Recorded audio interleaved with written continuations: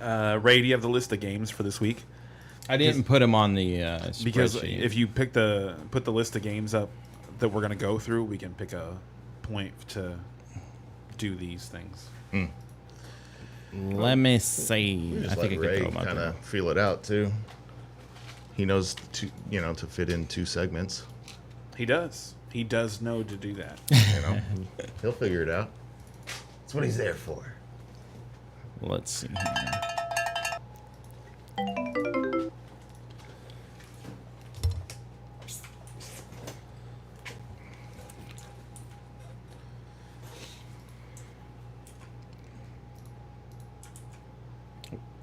Well, we are live, so you guys can play the intro if you want. Oh, let's do it. We're live? Yeah. Live. It's on the drive now. All right. Well, good morning, everybody. It's Sunday. I love it. Best day of the week. I'm off, and I get to watch football all day, and I get to come talk to you gentlemen. I mean, gotta love it. Life is good. Doesn't get much better than this, right? Absolutely, man. Sunday, like this season, it's football season's like, that's my time to just leave me alone. Yeah. Plan around Sunday. I tell people like, I had a niece like trying to get me out there to go play tennis with her, and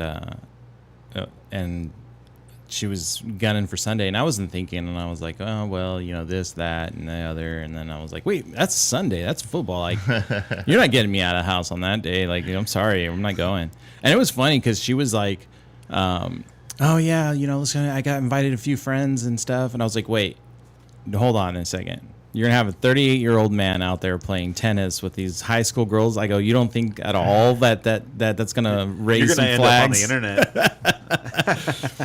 I was like, and then she kept kind of pushing, and then I sent a text to her mom. I was like, your daughter really is trying to get me out there and playing tennis with her friends. Like that's not going to look weird. And it's a prank. And then it stopped. It's a trap. After that, like, her daughter stopped texting me about it. So I was like, okay, because I tried to gracefully be like, no, I'm good. Like, and then I was like, no, this isn't going to work. You're going to get me in trouble. Stop it. So anyway, new week of football games, right? How'd you guys... American football. So I guess... We like. Let's get started with our nothing Homer international minutes. this week. Yeah, we can start with the Homer Minute. I can don't start think off there was since I anything was on international bye. last week too, right? Yeah, You guys it's 2 can weeks start the now. Homer Minute with an arm wrestle, actually. Nah. To see who's going to win today. We're old now, Ken. Jeez, you're young at heart. I think you forget. We're old. So, yes, Steelers and Rams are playing today. Steelers did not play last week, so we didn't get a lot of information. But quite honestly, we needed to regroup. I was listening to one of my podcasts this week, and they were like, wait a minute, what's the Steelers' record? They're 3-2. Right, What the hell? Yeah, doesn't feel that way. And that's exactly. That's how it feels. It's been some rough games. So I'm hoping we figured some stuff out in the bye week. We get Deontay Johnson back, which will definitely improve the offense. Maybe get Kenny a little bit more comfortable out there, which is what he really needs. So, and then we play the Rams. We were actually all thinking about going to that game because it's not that far from us, but we just couldn't quite fit it into our schedules. But, man, that's something I want to look for next year because that would be cool going to a game like all of us. That would be sweet. Damn kids. Yeah. Right? Yeah, maybe we should go. Should we go neutral? We go. Actually, if we're gonna go to LA, it's always neutral. Right. It's gonna be louder for Steelers, for the Steelers today, probably than it is gonna be for the Rams. Yeah. I don't really have much of one. My team's on bye, so we can't disappoint today. Well, you can talk about what you guys did last week. They almost disappointed on Monday. They tried. I have the same questions that a lot of people do. I mean, I don't really know exactly what their offense is trying to accomplish most of the time because some drives they'll come out and they'll take some shots, and they'll go like 3 and out real quick and not have gained a yard. And then some drives they'll come out and they'll run the ball 3 times and they'll go 3 and out and off of 3rd and 2 and get to 4th and 2 and then punt the ball. So it doesn't even feel like they have, an exact idea of what their identity is on offense, and I really hope they figure that out in the bye week. Look at some film and figure out, oh, this is what we should be doing all the time. These this is where we're so successful, because they don't seem to know where that is right now. Right. And that's a big problem, going forward. They really need to figure that out. As far as the Rams go, the Cardinals, I was hoping would be a little bit more of a get-right game, but, they're still trying to – it seems to me like they're still trying to find how they're going to utilize Nakua and Cooper Kupp at the same time. Nakua's, now dropping passes, and I'm starting to wonder if he's nervous about losing target time, so he's mentally in his own head, like, oh, I better catch this pass, and then he just drops it because it's like, oh. I have a feeling some of it's because he's kind of playing a new position now a little bit, or has different responsibilities now that Kupp's back, and I think he might, he's a rookie, he might be struggling with the differences in the nuances in his new position. I'm guessing. I have a different take. Oh, sure, let's hear it. I think Matthew Stafford spends too much time on his back.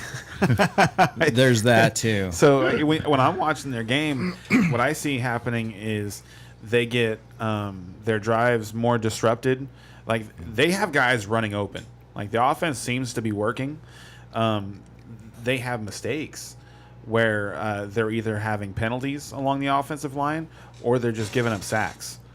And I was thinking about this, specifically because of the Rams and what's going on with them, and it doesn't make a lot of sense that they're not scoring more points, especially when you look at how all of their guys are producing fantasy wise. Mm-hmm. The only one who's not producing fantasy wise at the level that you'd really like is Stafford, right? Because they're not scoring touchdowns, mm-hmm. and the reason they're not scoring touchdowns is because they're getting their drives stopped over and over and over again from an offensive line mistake that causes a negative play.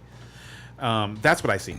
So I think if they can get their offensive line together, the offense can start to score more points. But until then, it's hard to really bet on Stafford having that breakout game and having games that, any other games than what we saw last week, where they got it done.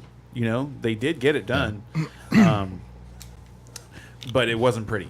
Right. And the other thing I would worry about is Stafford being 35, and he wasn't necessarily like a brick wall, when he was 25. So how long can he continue to take those hits? And he takes a lot of them, and he's going to take some today. And how do you feel about the game today, Ray? You feel confident? I feel like one of these games, I don't see why it can't be the Steelers games. They're going to figure all that out. And when they have that break open game, people are going to start talking about them making the playoffs, and stuff like that. So I did pick the Rams to make it to the playoffs this season. You guys didn't. Still not doing that. I like them. I do like them, but I really think that they're like two offensive linemen away from being competitive. I feel like it's hard to say you like any team if they're not playoff contenders. No, that's not true. No, I think it's true. No, not to me. No. Not to me, because I can like the it's future. It's all about the ship. That's fantasy football for sure. That in fantasy football it is, but to me it's about team building. And so if your team, as long as your team is headed in the right direction, you can see a positive future. If you're a Giants fan, things look pretty bleak right now. But as a Rams fan, you guys have a lot of young talent at the skill positions. We're going to need a quarterback here in a year or two. Right, but I think you're going to be able to make another run with the guys that you have right now. Sure. Because I think maybe not this year, but next year. And especially the way that things are looking now, the Rams are again going to be a free agency destination next year. So it won't just be the draft that you can build with. You'll be able to actually take shots at, big time free agents again next year. That's the way I see it. So yeah, it is all about the ship, but it might not be this year. So, with that, we can move on into the games. Who's first? We need a jingle for when we're talking about these games, huh? Something that just kind of plays softly in the background. But up first, hold on, let me switch our point of view here. Up first, we have the Buffalo Bills versus the Patriots. Buffalo Bills minus 7.5. Over-unders at 41. The money line's at 375. Yeah, the only reason why this game is interesting at all is because it's a divisional game, and weird things happen in divisional games sometimes. So that, other than that, You mean like weird things like when the Bills played them in consecutive games last year and the Patriots failed to force a punt in both games? Well, I'm sure New England's improved since then.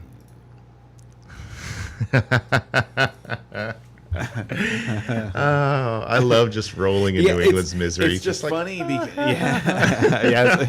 yeah, look at him. There's something for a Steelers fan to be happy about right now. It feels good. Is it's not as bad as it is in New England. Yeah, we're gonna squeak into the playoffs again this year. What are you guys doing, New England? Yeah, they're about to get crushed by Buffalo. I think. I think so too. They're about to get squished by Buffalo because they picked on their AFC East opponents so bad for so long that there's no mercy coming their way. You know what I mean? Mm-hmm. And I think today's going to be another day like that. That's what I see. Okay. Like, you look at the projections, and it's just I almost laughed at them because I think they're just so far down because it's like, oh, it's the Patriots. They're at home. You know, it's Bill Belichick defense. And it's like, this Bills team has them figured out. And the Patriots are hurting right now. They're missing their top corner. They're missing their best front seven guy in Matthew Judon. I think this is going to be bad. So, Buffalo, of course, you're playing Diggs. Of course, you're playing Allen. Are you going to play Davis? Is the question? Yes. I think. Because I think you're going to play Cook. You're going to play Diggs. Okay. You're gonna and are you still super confident about Cook? And I think there's no Dawson Knox, so you can play Kincaid today. Not with confidence, but but I wouldn't play. I mean, I would play him with the same confidence that I would play Gabe Davis today. Well, yeah, they're both dart throw kind of guys. Like, they're going to have 2 off weeks and then one really good week like, when they catch their Gabe touchdown. Davis, what we figured out is if the opposing team's not going to score back, then he doesn't score a lot of points. So what I really think is going to happen is that Stephon Diggs is just going to have another monster day because those kinds of things happen. Like, he kind of did it already against Miami, so it's hard to just, like, predict that again. But I kind of think that's what's going to happen is that, the Patriots are – not going to be able to stop him, and it's not going to really matter what else the Bills do. So Belichick's not going to be able to take out the main weapon of his opposing He hasn't offense. been. I know. He hasn't been able to. Yeah. Yeah. I do kind of enjoy that there's rumors about Belichick getting fired. I'm like, I don't think there's any credibility to him. No, they're real, year. man. They're like, maybe not in the middle of the season. They're not going to fire him mid-season. Not mid-season. But I mean, if it insane. continues to be like this, and they just, I didn't think they played that poorly against the Raiders. They had their chances to win. Against the Raiders. Well, the Raiders are playing better. Okay, so New England side, is there anybody we're starting? You can definitely start Ramondre. I think last week was honestly, I thought if you own Ramondre, you should have sold him after last week. I think he's got another good week next week. That's where the Raiders are weak right now. Their pass defense has been surprisingly superb. Like, they're getting to the quarterback at a really good rate. Max Crosby seems unblockable in the important parts of the game. Like, he's just making a big play in key moments every week, it seems like. And they're still vulnerable against the run, though. And that's I don't want to digress and talk about the Raiders, but I just want to say that the Patriots had Zeke had a monster game last week too. Like, he had a 70-yard touchdown get called back. But he looks better. Yeah, he does. He does. And honestly, he kind of looks still better. It's still a 60-40 Ramondre, though. But but in a split like that, I really don't want to start them against a team like the Bills. I hear you. And even though the Bills have been losing pieces, the Patriots aren't an offense that can take advantage of that.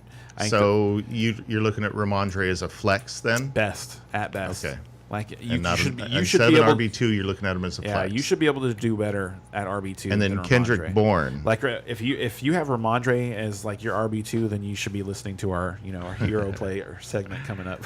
Hunter Henry is going to play this week. Not sure if you're excited about that. no, no pass yeah, catchers. yeah. No. And No. then Kendrick Bourne, like he had a big week last week. He's had 2 big weeks, but you know what? I don't think he's broken 75 yards yet this season. Mm-hmm. And that's with 2 games where he's gotten 12 plus targets. So no, he's another player. Like if you had some success with was that a question? Yeah. If real quick, if you had some success with Patriot players last week, I really hope you sold them. There you go.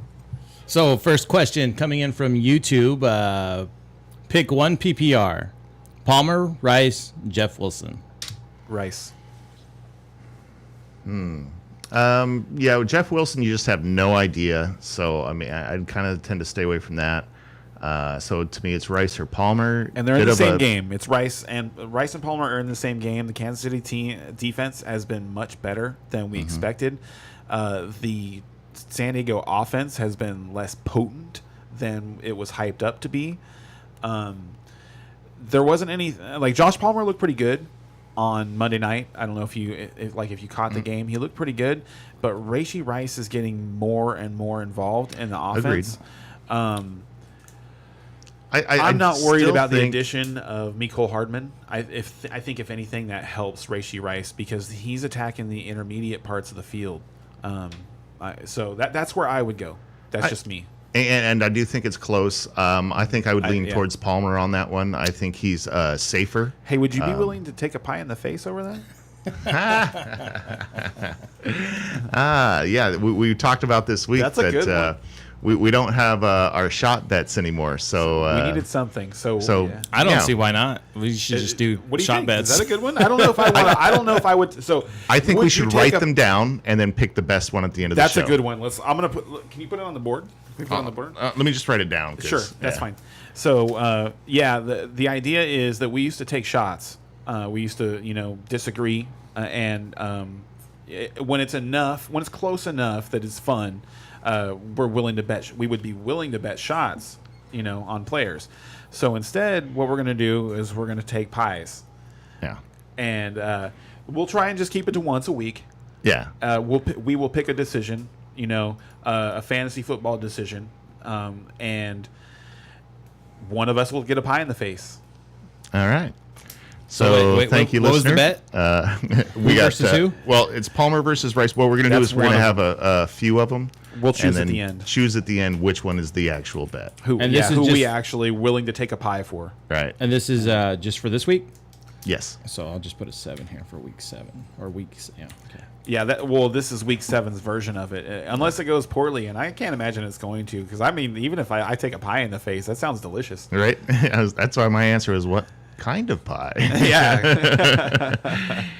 Well, the loser can choose. Yeah. Yeah, that's fair. Yeah. All right. You guys have Loser's a Pollard choice. versus Barkley on here for a Bowmore. I don't know if that was a... That's a season long. Oh, I'm crushing in that one. Are you? Oh yeah. Barkley's been hurt. Yes. Yeah. Well, yeah. You know what? Actually, it's going to be close because the Dallas offense really needs to get things going, but the Giants offense what offense? Right. And Wadabizi, what's up, brother? What is? So should we move on? You guys all picked the Bills, right? We Yeah, I'll all pick the picked Bills. the Yeah. Bills. Yeah, we because talked we're about what smart needed to be people, talked about. and then the Patriots will win today, and the whole it'll be what was that? Was it 2014 when they lost? bet the money line on the They Patriots. lost to the Chiefs. It was like really, really bad on Sunday Night Football. We're on to Cincinnati, and then they went on to win the Super Bowl that Right. year, right? Yeah. Well, weird things happen in the NFL. We know. Weird things Didn't he happen. have Tom Brady back then? He did, So- and now he's got McCorkle Jones. He hasn't done shit without Tom Brady. Anyway, next up, Detroit Lions versus Baltimore Ravens. Detroit Lions +3, over-under is 43.5. If you're betting the money line, you got +130, and if you're betting on the Ravens, -155. Now, this is one of those that when the line came out, like normally when I'm looking at lines and stuff, I can pick within a point easily, usually half a point to where the line's going to be. This one, I really thought it was going to be a pick 'em or Detroit might be favored by a point. And when I saw Ravens favored, I'm I was kind of surprised. surprised. Yeah. Okay, I'm not the only I don't one. think that's correct. I mean, spoiler, I'm picking Detroit today. I think they're a stronger team. Baltimore is at home, and they're a tough opponent, but I don't feel like they're playing Detroit great, is and I think Detroit is. Yeah, and to me, the underlying thing about what's going on right now in the NFL is like, so everybody has injuries that they're dealing with, right? Mm-hmm. The teams that are able to control the line of scrimmage, are having success. And the Lions are dominating the line of scrimmage on both sides of the ball, and they're really healthy up front right now, whereas other teams are struggling. So I expect them to continue to have success. Like, you look at Jared Goff back there, just like looking like a less athletic Joe Montana, because he's got all day sometimes to pass, and he's making really good decisions back there, and even when he has taken off to run here and there. Mm-hmm. Jared Goff is playing excellent football. He's playing much better football than Lamar Jackson is playing right now, and that Baltimore offense, it's a mess. It does feel like that. It's a mess. They really needed Dobbins this year, man. Yeah, they did. Yeah. Yeah. Their offense is struggling with and that's him. the thing I think is why Baltimore is going to lose this game, is because I don't think they're going to be able to run the ball at all. Yeah. At all. Agreed. And their passing offense just isn't elite enough for you to be able, for them to have their rushing attack shut down. And their rushing attack is Lamar Jackson. Like we talked, I predicted this a couple weeks ago that there was no Ravens running back that you actually wanted to pick up. You just hope you had Lamar Jackson, because he has to have a monster season. Yep. And that's the only way they're going to win today, is if Lamar Jackson does something special. And it's going to happen on the ground, I think, not in the air. Like, he's going to do something that we didn't predict on the ground. So, like, you're still starting Lamar Jackson. You're happy to have Zay Flowers. You're happy to have Mark Andrews could have a big day. Yeah. And that's one place where the Lions have been a little weaker, right, is against tight ends. So Mark Andrews is a top end play this start week, at tight end. And then that's it for their offense. There's no running backs you want to start. Zay Flowers is the only receiver that you really want to start. And then on the other side, we've got no David Montgomery. We're not sure how long he's going to be out.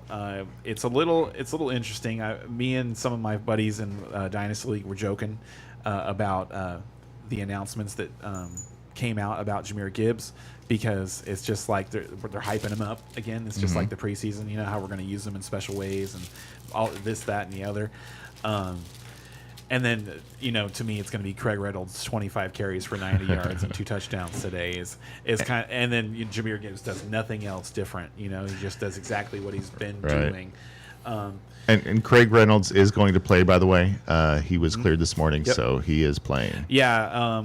Real quick on Craig Reynolds, I was deciding between him and Zach Evans in a lot of places today. Earlier this week or today? Earlier this week. Okay. Excuse me. Earlier this week, and this morning, because Craig Reynolds is in, like because of the situation a lot of people are probably into, with injuries and bye weeks and stuff like that. Zach Evans, you were excited to start him as of Wednesday, and then after Darrell Henderson came in off the street and dropped his bag of Cheetos, was like, put me in, coach. Now you're feeling pretty scared about that, but I was still just going to roll with it. Well, did you see the announcement this morning? That Zach Evans is the number 3 behind Henderson and behind Freeman. Right, and I don't care about that. Honestly, I don't. They say that doesn't. I honestly, a lot of that stuff is just kind of like nonsense. They'll ask, specific questions. What about this scenario? And then they won't actually say that he was asked in that scenario. So we all going Lions or going Ravens? Are we trying to move on? Is that what you're trying to move? Why are you trying to push me on that one? No, we didn't even talk about the Lions options yet. From my standpoint, it was going on. So. Oh, well, that's rude. You're rude. Yeah, we're all taking Lions. Craig Reynolds is an interesting play. You know, I don't know, but it could be. And then Jahmyr Gibbs. I mean, if you got him, you're probably starting him just because But you shouldn't be scared you got about that it. potential. I But wouldn't yeah, I no, wouldn't be super like, confident. you know, standing on a rock, puffing my chest out like I got Right. Jahmyr Gibbs. I definitely wouldn't be doing that. You can, like, obviously, I think Amon-Ra St. Brown is going to have a monster game today. The Ravens have not been very good against pass catchers, talented pass catchers, and Amon-Ra St. Brown's just been cooking everybody. Yeah, he's been great. Yeah, I think he's going to have a monster game today. Laporta has been hurt. You're going to start him, but I really don't expect too many big things from today. He still had a decent amount of targets last week coming off the injury, and so I'm not too worried about it. He had 11 targets, but like I think he only put up like 8 points PPR or something like that. And Baltimore has one of the better one of the better linebacker groups in the NFL. So I think he's going to have some trouble today. But you're still starting him. Yeah. Okay, but you're just still may not starting expect as much. Yeah. Don't. All right. If you're needing him to have 15 points, he's probably not going to do that today. Fair. That's what I would say about him. And then Josh Reynolds and Jameson Williams. Who would you rather have? Neither this week. I'm just saying, who would you rather just have? Rest of season, dynasty? No. Right. I mean, who would you rather play in this game? Because some people are making that decision. Some people. Yeah, I'd be trying really hard not to make that one, but I would not take the rookie. The rookie's been just god awful. So he scored last week. Did he really? Yeah, another 40-yard touchdown. So if you saw the play, it was not impressive. Did it get called back or something? He didn't high point the ball. The ball just kind of like fell into his breadbasket, and he held on to it as he fell down. And it was like he didn't like do anything special on the route. It just like it didn't look like he was expecting the ball, and just kind of like turned around and it happened to fall into his chest. Yeah. And he scored a touchdown. Yeah. So I wouldn't like if somebody got excited about that in your league and you got a trade offer for him or something like that. You should take it. Yeah, I'd take Josh Reynolds there if I absolutely had to. Yeah, but I think Reynolds is a sneaky player. I think he can have a big day today too. Excuse me. Okay. Sorry, Ray. Now we're ready, buddy. Now we can move on to this game that you're obviously so excited to talk about. You guys all going Lions or what? Yeah. Yeah. Okay. Yeah, he said that. Yeah, right off the bat, man. Oh, like I pay attention to what you guys are saying. That's true. Over here, just doing my thing. All right. So next up, we got. Yeah, Brian and I are hanging out, and then Ray is just playing Magic. Washington Commanders versus New York Giants. Washington -3. Over unders at 37. Money line's at -155, and the Giants have a +30. There's a really good slate of games today. Like the matchups, I really enjoy the matchups, and this is a traditional matchup. Like whether the teams are good or bad, crazy things happen when these two teams get together in this particular building for whatever reason. So like something fun's gonna happen in this game today. Like I don't like predicting this game. I don't. Yeah. Because the Commanders should win this game, but the Giants are at home. This is only their third home game of the season so far. They have Barkley back. They have Waller. They played better. They were, maybe a should have been pass interference call away from, tying that Buffalo game. I don't know if you saw that, but Waller definitely got held on that last that fourth down play. Oh, okay. Yeah. You know what's funny? So I lost my dynasty match, the dynasty league we're in together, by I think it was like 8 points. And Waller, they went to Waller. They were at the 11, and they went to Waller in the end zone. And if he hadn't been interfered with, he would have come down with a touchdown, and I would have won that because it's a tight end premium. Gotcha. So 8 points, yeah. So I would have gotten the 11, so it would have been 1.1 plus 1.75 plus 6, and I would have, in a match that I was supposed to lose by like 20 going into the league or something like that. So that would have been awesome. But anyway, I digress. In this game, I think like you just kind of shut your eyes at this point and start Sam Howell. Like if you're somebody who's been streaming quarterbacks, you can like Sam Howell shouldn't be on the waiver wire anymore.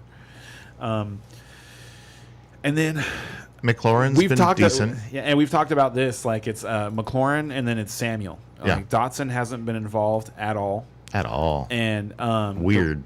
And for me, the reason I like Curtis Samuel over McLaurin is because Curtis Samuel gets the ball handed to him. And they give him the ball inside the red zone, inside the green zone. He got an inside the 5 carry last week. Ken just hates Terry McLaurin. I also bets hate against him Terry every McLaurin year. so much. And you know it's not. I ride him to victory every year. That's not true. You don't ride him to victory. Like, oh my God. Amongst the players you rode to victory last year. How many bets McLaurin. did I win last year with Terry McLaurin?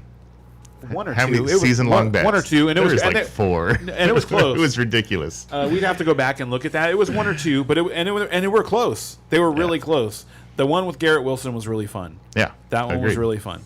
Still won it. Yeah, you did.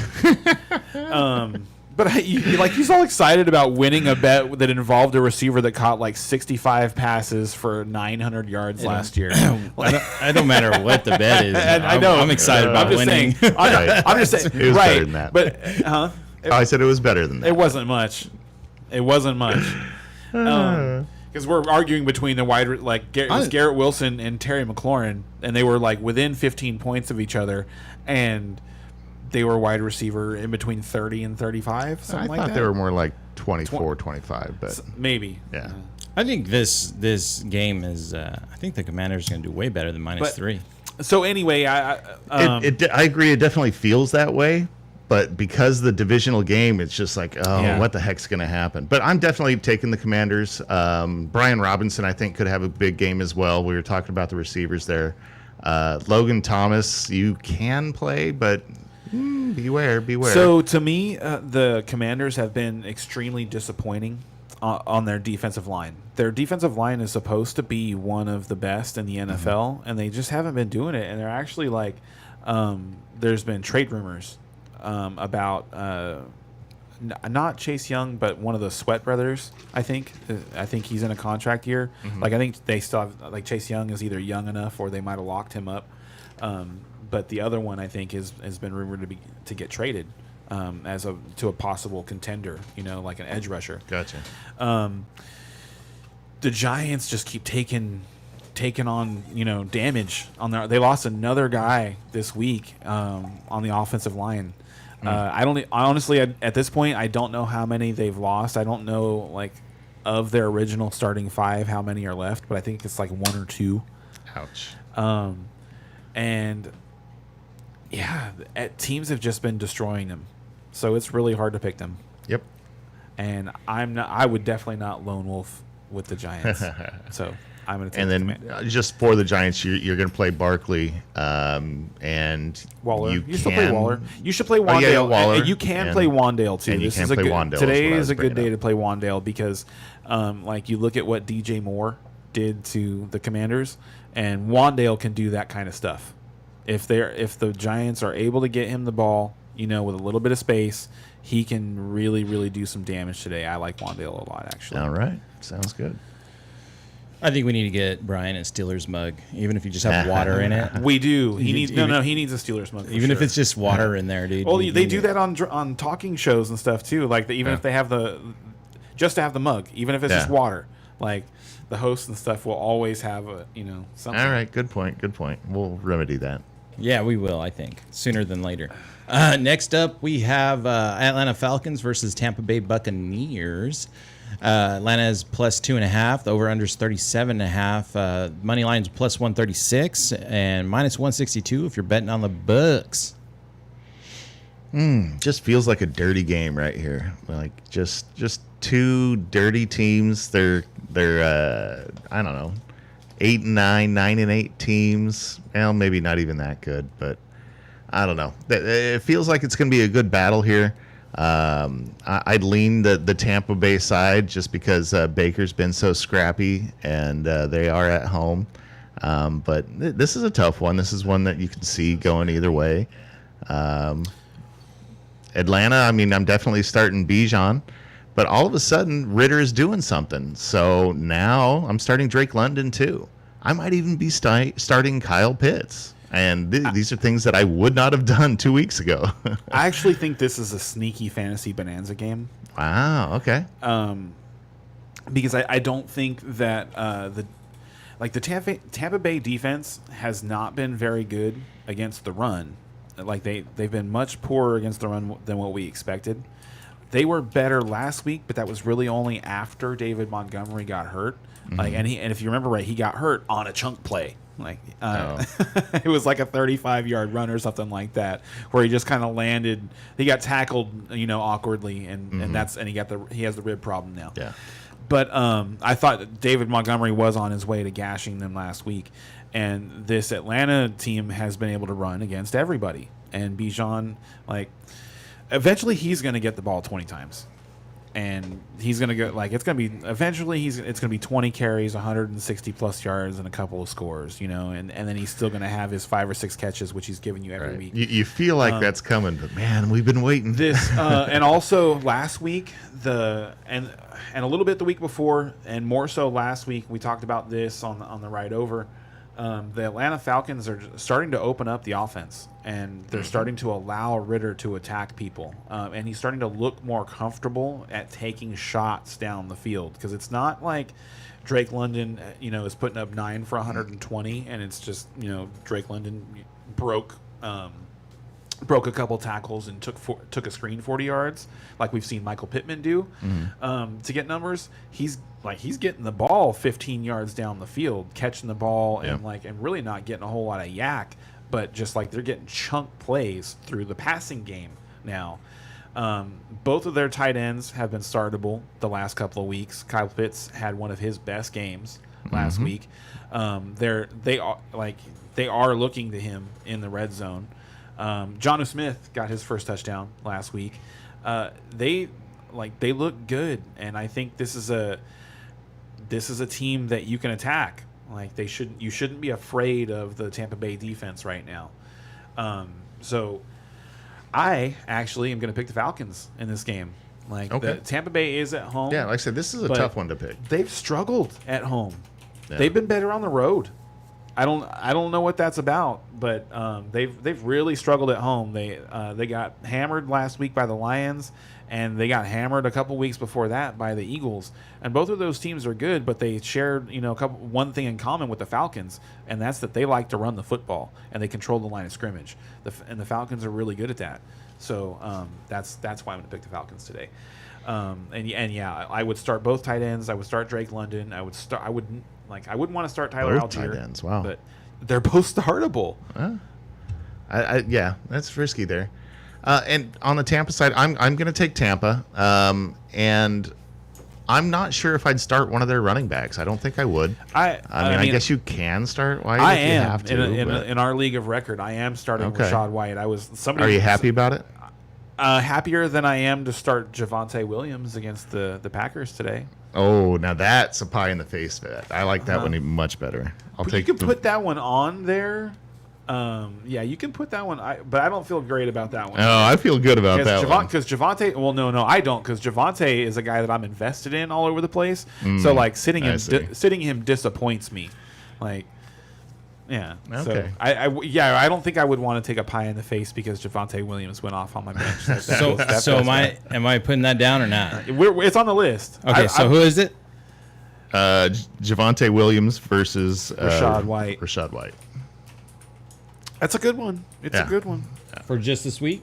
Yeah, just this week. Yeah. These are pie in the face game bets. Possible bets. Yeah.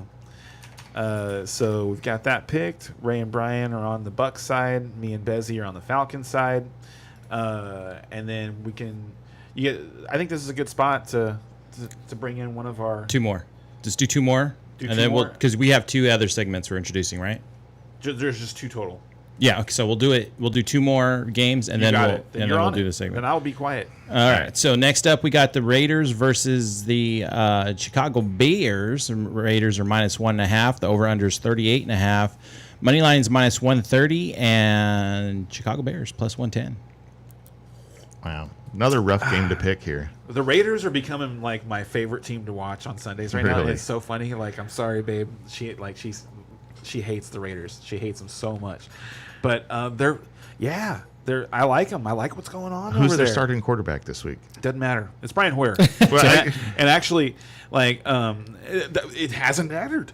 Okay, but it is Brian Hoyer They've for been sure. competitive in honestly, every they've game. been going back and They forth. could have won that Chargers game too, even with Aiden O'Connell having some of the follies that we've seen in the last 10 years. You know, man, those are going to stick with me. Those fumbles, they were pretty fun. I laughed out loud when they happened. But Brian Hoyer is going to start today. He's a solid quarterback. I mean, Brian Hoyer, Jimmy Garoppolo. Seriously, I'm taking Jimmy. You're going to take Jimmy, yeah, but it's like not a huge difference. yeah, I get you. I get you. Right? And honestly, based on what I've seen from Jimmy, it could be better. Jimmy's been bad.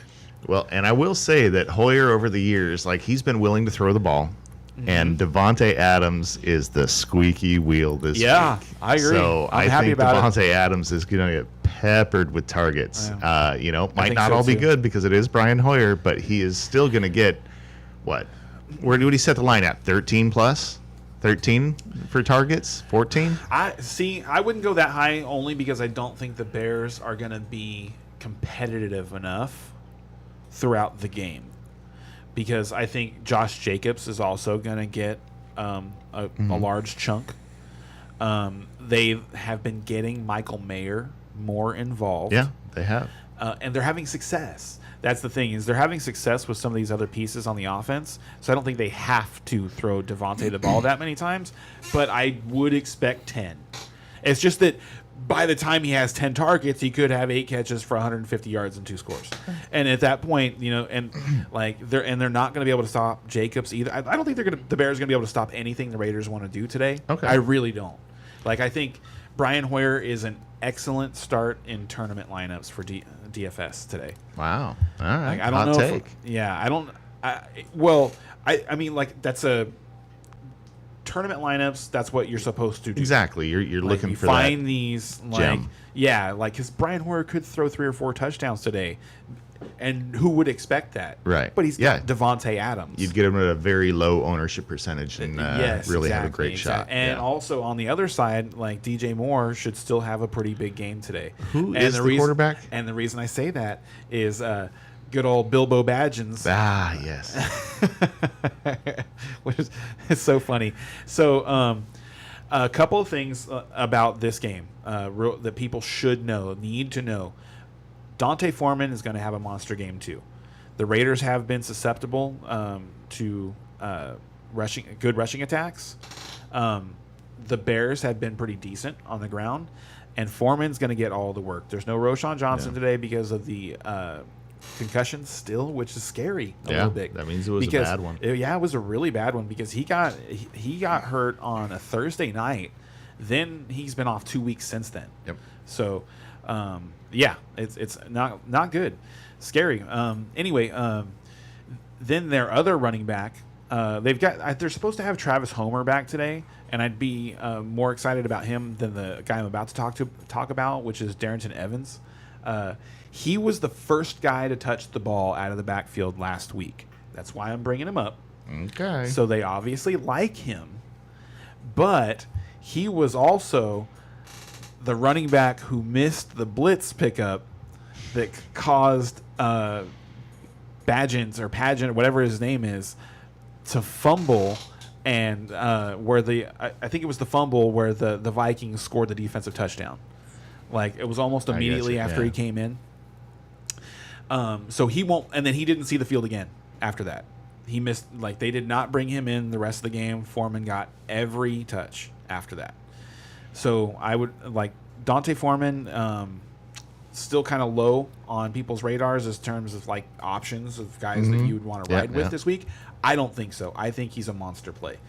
And by monster play for him, you're talking like a solid running back 2. Yeah. Yeah. Yes. Which would be which is a monster play off the for him, waiver wire. I mean, to pick him up and start him off the waiver wire to get a running back 2 production with upside of running back 1 if he scores. Right. I'm saying running back 2 without a score because he's going to get the ball in the passing game too. He's going to catch the ball. And the thing that you like about this quarterback the Bears are going to play is he's not afraid. He went to apparently went to the coaching staff this week and said, "Don't change the game plan. I can you don't change anything because of me. Don't dumb anything down because of me." All right. And it's like, and you like that kind of confidence. Absolutely. And he wasn't afraid to throw the ball up. And the guy that he was looking for to bring this all the way around was DJ Moore. Oh, like real quick, he was very quick to look for DJ Moore. So he's a smart kid. So another sloppy game with a lot of points is what Ken's predicting. And I can definitely see it going that way. I don't know about a lot of points because the Raiders defense is pretty solid. I just still think that you shouldn't be afraid to start DJ Moore just because you don't have Justin Fields. So if you were like going to sit DJ Moore because of that, I wouldn't do that. Okay. This could be an ugly game, but I will take the Raiders. I feel like they're playing better right now. But I like not a game I feel great about picking. I do. I actually feel strongly about picking the Raiders in this game. Who trusts the Chicago Bears right now anyway, right? Agreed. Next up, we have the Cleveland Browns versus the Indianapolis Colts. Cleveland Browns minus 3.5, over under 39.5. Money line's at minus 185, and plus 154 if you're betting on the Colts. Did you see Myles Garrett toss Trent Williams last week? No, I didn't see that. Tossed. Hall of Fame left tackle Trent Williams. Oh, dude. He got. Garrett's a badass. He is, and Trent Williams was giving him all the flowers. You know, like they were dapping it up during the game, talking to each other and stuff like that. And then after the game, he's like, "Yeah, they got a Hall of Fame rusher over there in '95," and yeah, Myles Garrett is the real deal. No doubt.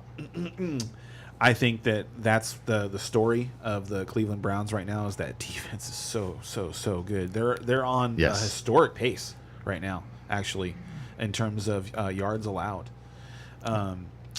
Overall or rushing? Overall. Okay. Overall yards allowed. They're on a pace that nobody's been on in like 40 years. Nice. Yeah, it's pretty insane.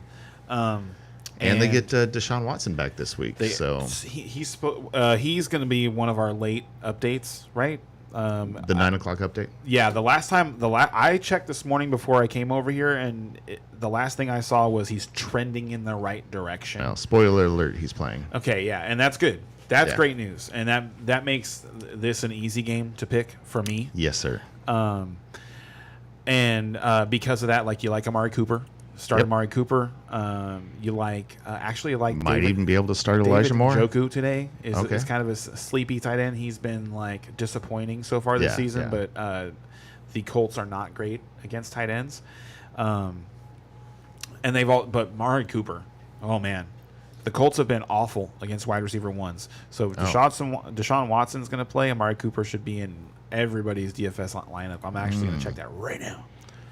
Okay, sorry, asking for a friend here. Like, so would you say Amari Cooper or like? I'd be willing to take a pie in the face for Amari Cooper versus like just about everybody today. Devontae Smith. Yep, I would do that. I would take Amari Cooper over Devontae Smith for sure, especially after they just added Julio and said that he's going to play today. Julio, they added Julio and he's been activated for today. Julio, I hear you, but he's going to get the ball. All right. More than 3 times? Enough that it's going to irritate Devontae Smith managers.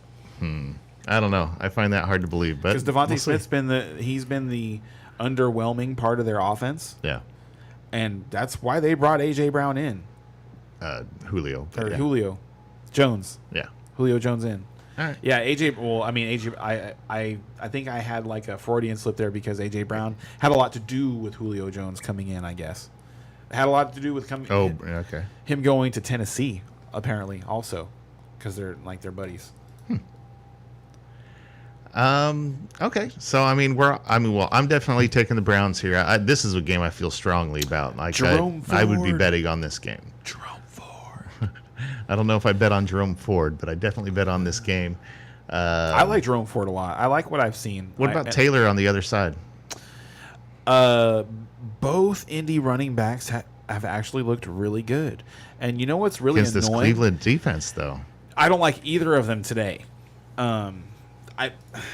It's really interesting. Like Jonathan Taylor is enough of a physical talent that this could be the game where like the Colts get back to using him more than Zach Moss, because they've been splitting time and doing the same things, where it's just like they're giving Jonathan Taylor a break, but they're asking Zach Moss to do the exact same things that they're asking Taylor to do. And when they try to do that today, there's going to be a difference when they ask Jonathan Taylor to do it than when they ask Zach Moss to do it. And honestly, to me, it feels like they've just been easing him back in. It's I agree. like, you know what I mean? Agree. It's like, okay, here's 25%, and here's that's 50%. why I say right. And last week, giving him like 50-ish percent, I was like, well, Zach Moss still looks really good. So like, why are we taking him off the field? And I think today is going to be like, oh yeah, this is why. Yeah, now it's 60-40. Like you're gonna see, like they're gonna see Zach Moss get the same exact carry, the same exact situation as Jonathan Taylor, and get negative yards, whereas Jonathan Taylor makes the guy miss in the backfield and gets positive yards, and you know they score points on a drive versus not score points, something like that. I can see that happening, and that's what we're waiting for, is for Jonathan Taylor to just kick Zach Moss back out the door, and I think today that can happen. All right. So Browns here, Browns there, Browns everywhere. Browns everywhere. All right. Last thing I wanted to say is on the Colts side is Josh Downs has been the dude. He's been awesome. So they've been keep him on your bench for the future. They've been really close. Like he was just he would have had to make a great catch, but like he almost scored last week. So actually, he might have scored. I think he almost scored twice. That's what it was. He did score once. He almost scored twice. Okay. So I think right now is a good time for introduce a new segment. Why don't you take it away, Ken? All right, everybody. We are in the heart of bye week season, and we're 6 weeks in. There's a ton of injuries. We need some hero players. We need some guys to step up, right? We need, like, you're looking for guys you're looking at waiver wire dudes, and you're deciding between bad options. So we're going to give you some options that might be on your waiver wire that we like. And we're going to call these our hero players. Okay. So we're going to do these, week in, week out, try and give you some guys that might be on the waiver wire. At quarterback, for me, I've got Baker Mayfield. Like I said, I think the Falcons are going to be able to score points. I think the Buccaneers are going to struggle to run the football because they have this year, and Baker's going to have to throw the ball 40-ish times. So I think he's actually an excellent start off the waiver wire if you're struggling at quarterback. My running back is going to be Darrell Henderson. Could it be more of a hero to come, to drop the Cheeto bag, to change his jeans into tights and put on the pads and save your day against the Steelers today? But I think he's gonna. Wow. I actually think he's gonna have some success. At wide receiver, in the same game, revenge game situation, I actually like Allen Robinson. He's been playing almost 90% of the snaps for the Steelers, and in the last couple of games, he's had 8+ targets, and he's been worthy of a flex start. And that's what we're talking about here with these guys. Is it's not like somebody who's going to save your season by like coming in and being a wide receiver 2, wide receiver 1, running back 1 or 2. Somebody who's going to save your season by like a match you might have lost by 5 points. And instead of starting a dud, you get a guy in there that's going to guarantee you something like 8 to 10 to 12 points somewhere in there. And it's like, it's as unsexy as that is, Allen Robinson's going to get you somewhere between 9 and 12 points today. I think. I think. And then at tight end, a guy that I'm really like growing on, and I mean, me personally, I really need this guy to turn into something, is Michael Mayer for the Raiders. If you remember that, like Josh McDaniels is a guy who likes to run his offense through the tight end, and he's been getting more and more playing time, and he looks really good with the ball in his hands, which is a big deal for tight ends. And that's my list. What do you got, Brian? All right. Well, I definitely feel like you're digging a little deeper than I am on a couple of those names there, because, man, I would feel a little. These rough are all about dirty a guys. couple of those, They're all the guys we're listing are dirty. So like mine might be a little dirtier than his, but his have dirt on them too. And we'll start off with Geno Smith at quarterback. I think Geno is going to have a good day just because, I think Seattle's going to roll today. So I hope Geno's able to score a touchdown or two early before it really gets out of hand. But either way, I don't see Geno having a bad day. And he's somebody I'm picking up off the waiver wire and starting with confidence. Actually have him in 2 spots in my leagues, so I am putting my money where my mouth is. My next advice is basically for the McCaffrey owners out there. Because McCaffrey plays on Monday night, it makes this decision a little bit hard. But if you're a McCaffrey owner, you should definitely have gone hard after Elijah Mitchell this week. And he could be the hero saving your week this week if you did. And if not, then, I really feel like it's looking like McCaffrey might play now. And so I'll tell you a strategy that I'm personally doing this week is I have Mason on my bench. And I'm counting on McCaffrey playing. But if he doesn't, I've got Mason to come in and be my hero and rescue me from disaster. So hopefully that helps you out on that. Wide receiver, I think Josh Palmer from the Chargers. He's been getting work. He's solid. And he's on and off waiver wires. He's just one of those players, but he's one of those guys, especially in the bye week hell this week, that you can really pick up and play with confidence, I think. And then at tight end, I was deciding between 2, but Ken took Mayer, so I guess I'll take the other one.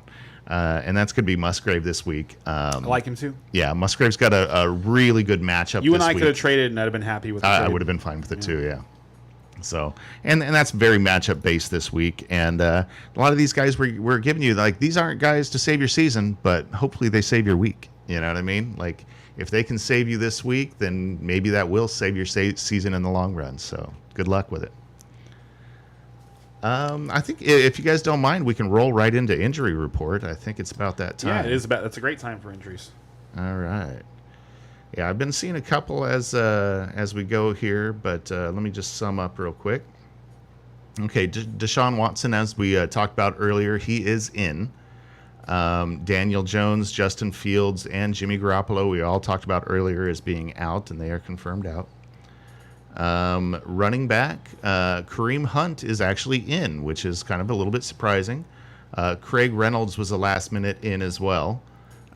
So those are 2 that you might actually be able to plug and play this week. Like I wouldn't get those play guys Kareem into some like those are flex players that you might didn't think was an option and that you might be able to get in now. Yeah, I would not play Kareem Hunt. I Fair. think that he got more work last week because of who they were playing against, like the 49ers being a tough bruising team, and the fact that Jerome Ford was still coming off an injury. But they really like him, and if you watch the game, Ford was electric, and he was a big part of their the drive where they scored the game-winning points. Okay. I think it was he had 3 carries of more than 10 yards against the 49ers. I like him a lot. So you don't think Hunt is a 1B? You think he's very much the number 2? He's number 2. Okay, Sure. that's something to know, because that's a lot of people are waffling in between there, and I was one of them, or am one of them. Okay, David Montgomery is out. Rashawn Johnson is out again. We talked about that. Aaron Jones, we expect him to play. We don't know for sure, but he's a 4 o'clock game. We expect him to play. Charbonnet is questionable. Everything I've seen expects him to be out. Jeff Wilson looks like he's going to play, but yeah, I'd be real hesitant to play him this week. Christian McCaffrey is a true questionable, a true game time decision. Yay. And Kyron Williams placed on IR. Yep. You know who else went on IR was Freiermuth. Yeah. Pat Freiermuth on IR. That's that was a surprise. Yes. Yeah, I picked him up in one league, like, oh, he's back, and then I crap. did too. Yeah, that exact same thing happened to me. I was excited to start him, and then IR. What? Yep. Real quick, Alec Pierce is in if you care. Juju's out. Debo's out. Justin Watson's out. DK Metcalf, another true game time decision.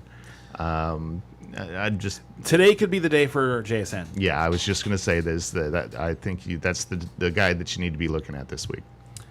Tight end Hunter Henry is a surprise in, so he's playing. So if you need that, if you're desperate for tight end, there's 5 guys this I'd is play before him. Yeah. This is the desperate, but just in case you need him, he's out there. And yeah, the Muth is on IR. All right, that sums up our injuries. If I didn't go over something that you're wondering about, an injury, and or if you guys are just looking at a start-sit decision, please let us know. Like we're always willing to answer questions, and we're here to help. All right, I think we're ready to move on to the game of the week. So, game of the week. Pittsburgh Steelers versus the LA Rams. Pittsburgh's at plus 3.5. Over-under's at 44. Plus 154 if you're betting on the Steelers, and minus 185 if you're betting on the Rams. All right.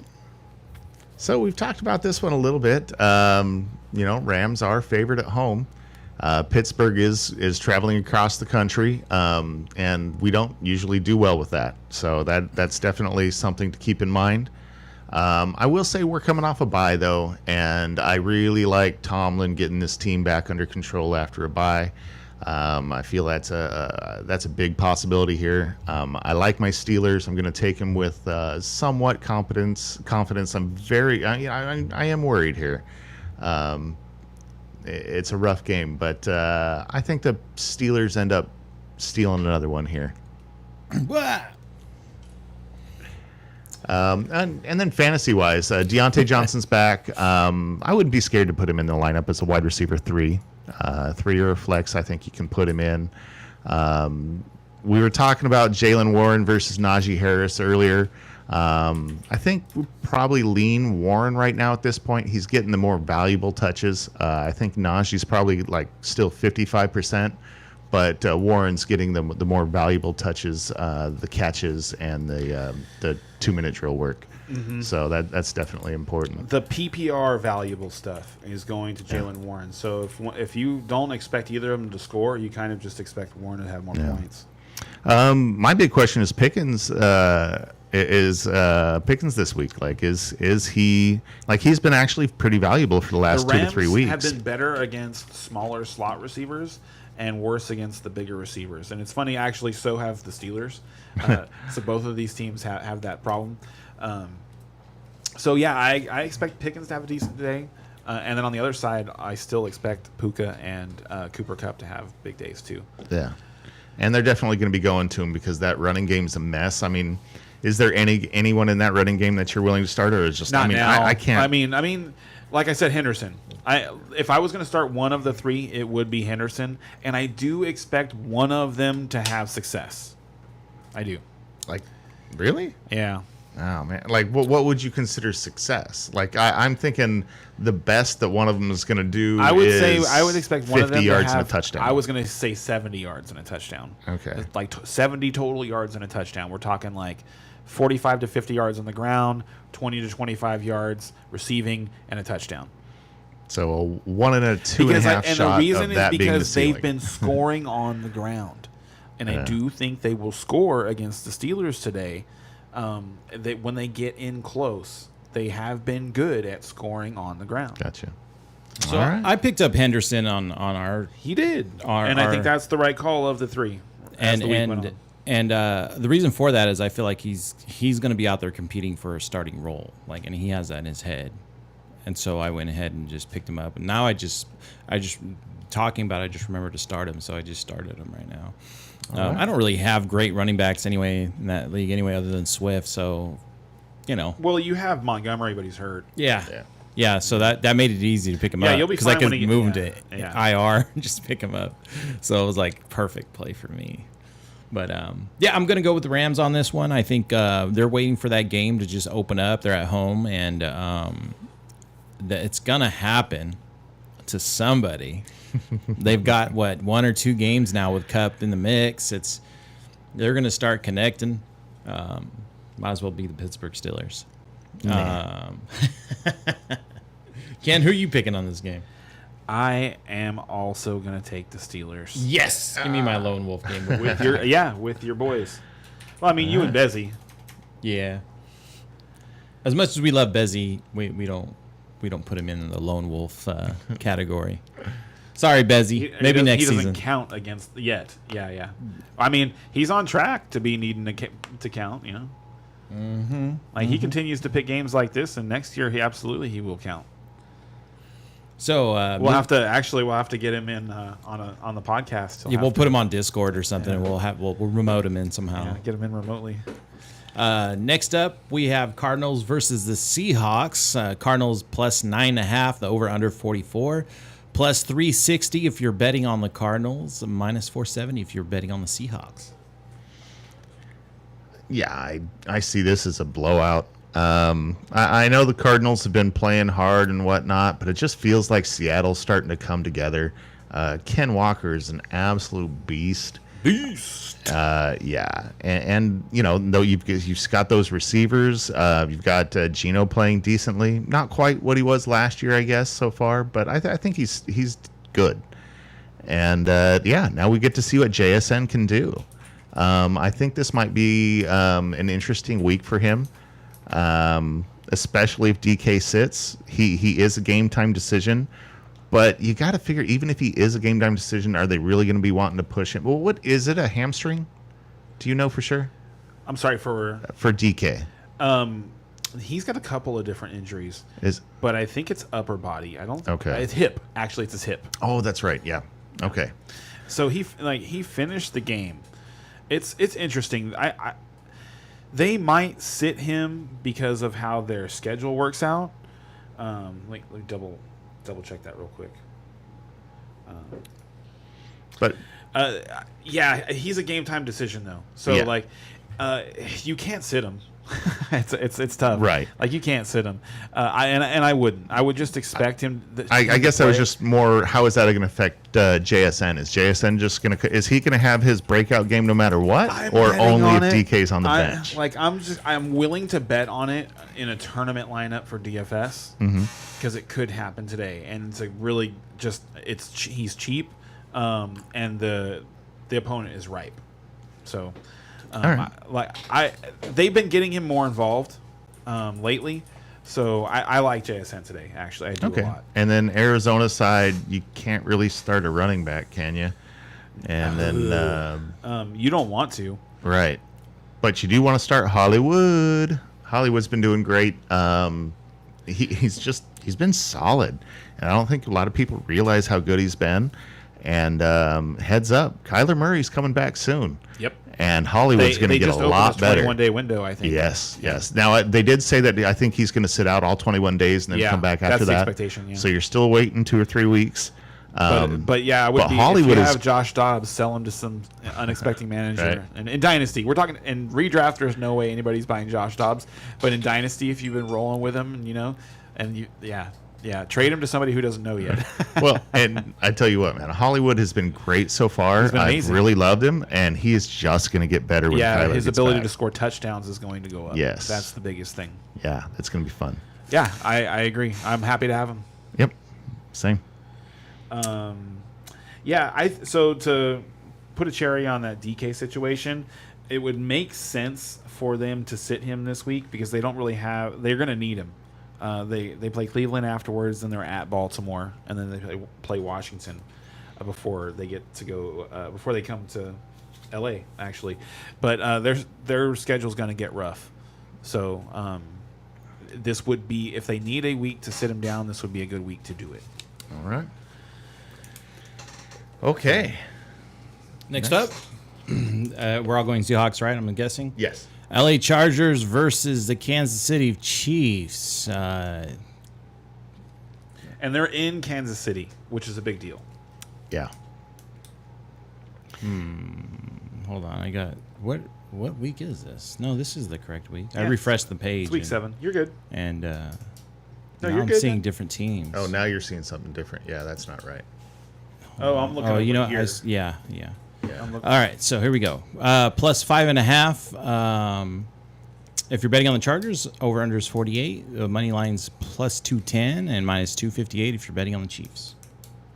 Man, this is going to be an interesting game right here. Actually, this game right here is projected to be a fantasy bonanza game. I don't think so. I don't think so either. There's nothing I've seen out of the Chiefs that tells me that today they're going to score 38 points. But the Chargers have been pretty decent on defense, They've been better than we expected them to be. Joey Bosa's healthy. So I actually think this is going to be a hugely disappointing game fantasy-wise. The most notable thing for me in this game is that Josh Palmer is clearly the guy that you wanted if you were wondering if it was going to be like Josh Palmer or if they were going to start to get Quentin Johnson involved. Right. Quentin Johnson actually played less snaps after the bye week than before. Crazy. Yeah, that tells you a lot. And then after, being the target on that last play of the game where Herbert got picked off by Gilmore, so people probably aren't very happy with him right now. Also in that game, Deron Bland dropped 2 interceptions. He was close. He's playing so good. I'm so happy for that guy. It's awesome. And our defense in general, just the future of the defense, because we're lucky to have Gilmore right now, and then they get, when Diggs comes back, they'll have Diggs and Deron Bland, and it's gonna be awesome. Be good again. Yeah. I see this game. It really feels like this game depends on the Chargers' offense. If the Chargers' offense can get going and start scoring, I think this Chiefs will be will that have high to score. score. Yeah, absolutely. But the Chiefs aren't it's weird. They're not just blowing the doors off people because they don't have to. Exactly. Because their defense has been so good, they don't need to. So if they need to today, I think they can do it. So I really think it depends on that. I agree. The Charger I totally offense. agree, and I just don't think the Chargers are going to be able to do it. I just don't think they're going to be able to do it. Because I think that the Chiefs defense is playing better right now than the Cowboys defense has been playing. And they're going into Kansas City where they already don't really play very well. It's a later game. So they're going to, as the game goes on, it's going to get cold. I really don't give the Chargers much of a chance. To freaking Chargers though, man. They lose the games they should win and win the games they should lose. And if they were, I think if they were at home, I'd pick them. Yeah. Very close one for me to pick here. Not a lot. There's nothing to say about Kansas City. You know the deal. Rashid Rice is the only wide receiver that you can even think about starting. But you can definitely start Kelsey. And then, of course, Isaiah Pacheco. Oh, Kelsey could score 3 times today. If the Chargers force the Chiefs to score points, the guys that you're going to want to have are going to be Kelsey and McKinnon. Yeah. Pacheco looks awesome, but he is the biggest fantasy tease that we've had in a long time. Yeah. Because he gets catches and he gets a decent amount of carries and he puts up yards. But then they send him to the sideline when they get inside the 15. Yeah. All right, I'm going to take the Chiefs here. I feel like this is, I don't know. It feels like a tough game. I think it's going to be close. I think it's going to be 27-24, something like that. But give me the Chiefs. I was going to say 27-17, something like that. Because I don't think, I can't see the Chargers really threatening to win in this game today. I don't see that. So we're all going Chiefs? Yeah. Yep. I think the Chiefs are just another class above the Chargers right now. Okay, next up we have Green Bay Packers versus the Denver Broncos. -1 for the Packers. Over under is 44. -120 is the money line. +100 if you're betting on the Broncos. The Denver Broncos.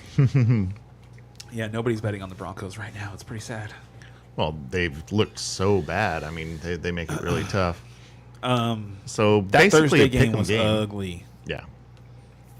Well, all Denver's games have been ugly this year. I mean, they haven't looked good. They actually, the first couple of weeks, they had spurts where they looked decent, and they were able to put a couple drives together. And it's like, oh, there's the Sean Payton offense. Yeah. Okay, maybe they're like a sputtering engine, but it just no. It turns out there's something really wrong with it. We really got to take it to the shop and get this thing worked out.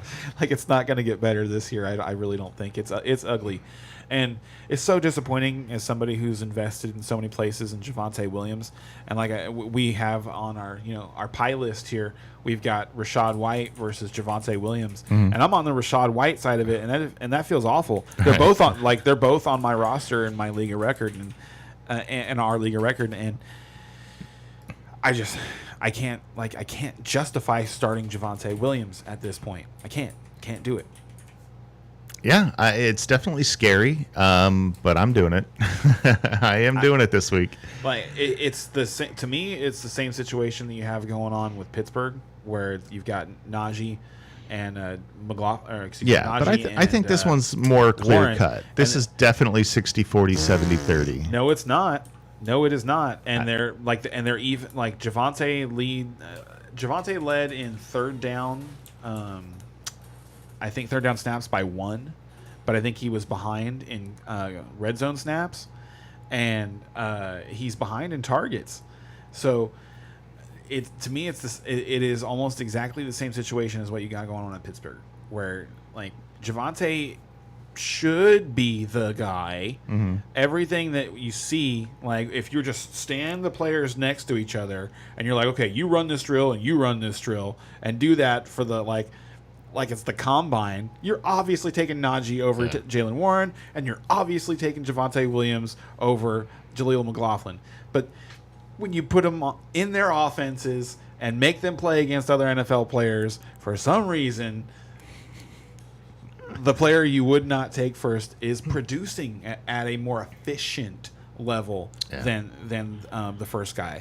So that's why I say, to me, it's the same. And also, there's a close enough of a split that it's really causing a problem. Because like if it was an 80-20 split, 75-25 split, we wouldn't be having these issues with these guys. Well, and like I say, we predicted, at the beginning of the season that Javonte is going to start warming up around mid to late season. So, but nothing I'm looking at him to start producing a bit more as we go here, and this could be the first week that it happens. I hope you're right. Please be right for multiple weeks from me. Green Bay side, you could start Jordan Love if you absolutely had to. Aaron Jones is back. I would definitely start Aaron Jones, bench Dillon. I actually think the Packers are going to smash today. I think Christian Watson coming back is going to be a key to this game. I see Christian Watson having a good game. They've all been banged up, honestly. The Packers always have problems on their offensive line. Like they lost, their perennial injured reserve left tackle to injured reserve. But Dobbs has been hurt. He's missed time. Watson's been hurt. He's missed time. Aaron Jones has been hurt. He's missed time. They're all going to play today. They're all I don't think any of them have any injury designations today. I think they're clear. So I think the Packers offense is going to roll today. Watch out for Christian Watson. Yeah, I'm going to take Green Bay. I think, and again, like we were talking about Brian Hoyer, I think Jordan Love is another sneaky play in DFS. Yeah, definitely he's just going to have a big day. It's hard to predict exactly if it's going to be with Dobbs or with Watson or with Musgrave or with just Aaron Jones. Right. Could have an Aaron Jones 4-touchdown day. We get one every year. It's true. All right. And Denver is the worst team in the league against running backs. So let's just, so everybody knows. Aaron Jones could piss a lot of people off in fantasy football today. Because there's not going to be a lot of people playing him in DFS, I don't think. Yeah, you're right. And about he's still that. expensive. He's still 6,000 something. Almost 7, I think. Oh wow. Yeah. Next up, we got the Philadelphia Eagles versus Miami Dolphins. Miami Dolphins is +3. Over-unders at 52.5. +124 if you're betting on the Dolphins, and -148 if you're betting on the Eagles. What a fun game this is going to be. Oh, man. And you can't put this one in the fantasy bonanza, right? Because it's the afternoon game. Right. This is the evening game. Right? Yeah. Yeah. Or the evening game, that's what you meant. But. Yeah, so this is in DFS. Right. Yeah. Because if it was, you'd be trying to stack it. Do we know if Teron Armstead is playing today? Do not know. Miami Dolphins left tackle. Because today it's very important. It's what's the line? Who's favored in this game? The Eagles? By 3? Okay, yeah. And I think that's correct. The Dolphins got brutalized by the Bills when Armstead went out of the game. Like he started the game. They started that game up 14-7, if you remember, and they even had the ball again and were driving. He got hurt, and the game completely flipped. So if Teron Armstead is not going to play today, like the Eagles' defensive line is going to give the Dolphins too many problems. I do not think the Dolphins will be able to overcome that. If he plays today, it's going to be a really good game. I don't think the Dolphins are going to have the same success that they've had against other teams on the ground today. They're going to have to do it through the air. But that's where the Eagles are hurt right now. The Eagles are missing a lot of pieces. They're missing Blankenship, their starting safety. They're missing Roby, their nickel corner. And then I think Darius Slay is going to play today, but he's been hurt. And a hurt corner is not what you want against the Dolphins. Was Armstead on IR before? He was not. He is now. Oh, but that's bad. Yeah, I'm picking the Eagles in this game, and I actually think the Eagles might just smash them. Ooh. Wow. Man, I came in, just ready to gush on the Dolphins, and that's a darn good point. I'm gonna hope they figure that. I'm gonna stick with my Dolphins here, but I like your points, and I'm not as confident as I was 5 minutes ago. So there is that. Armstead being on IR is bad. Yeah. Can we look at when did he go on IR? That had to have been this week, right? Friday. Okay, and so what's their schedule coming up? I'd have to look it up. But, yeah. The Miami Dolphins schedule? Yeah, the Dolphins schedule. So, fantasy-wise, you've really got to start everybody for Miami. Running back is the only question. I think Mostert's the only running back you start. I wouldn't want to mess with the others quite yet. Of course, you're starting your receivers. They got. I'm sorry to interrupt. You're fine. They got the Eagles today, Patriots, Chiefs, Raiders, Jets, Commanders, Titans, Jets, Cowboys. Okay. And we're really looking at the next 4 weeks. Bills. Yeah. Okay. There you go.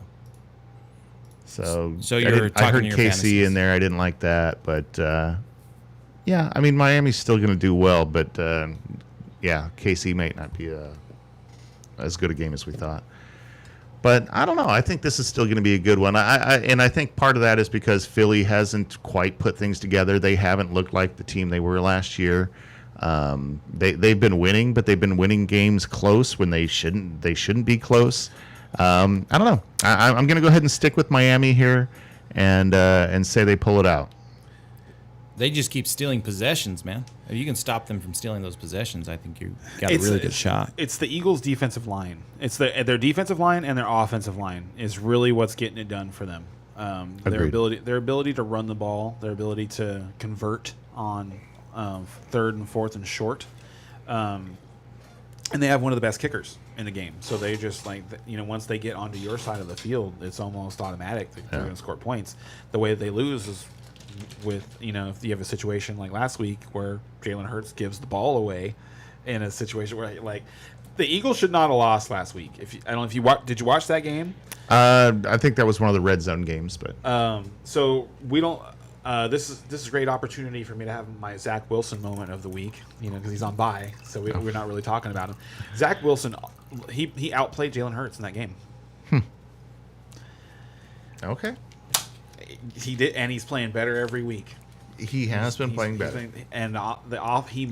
They were moving the ball against the Eagles last week, and he was making plays with pressure in his face. He was taking hits.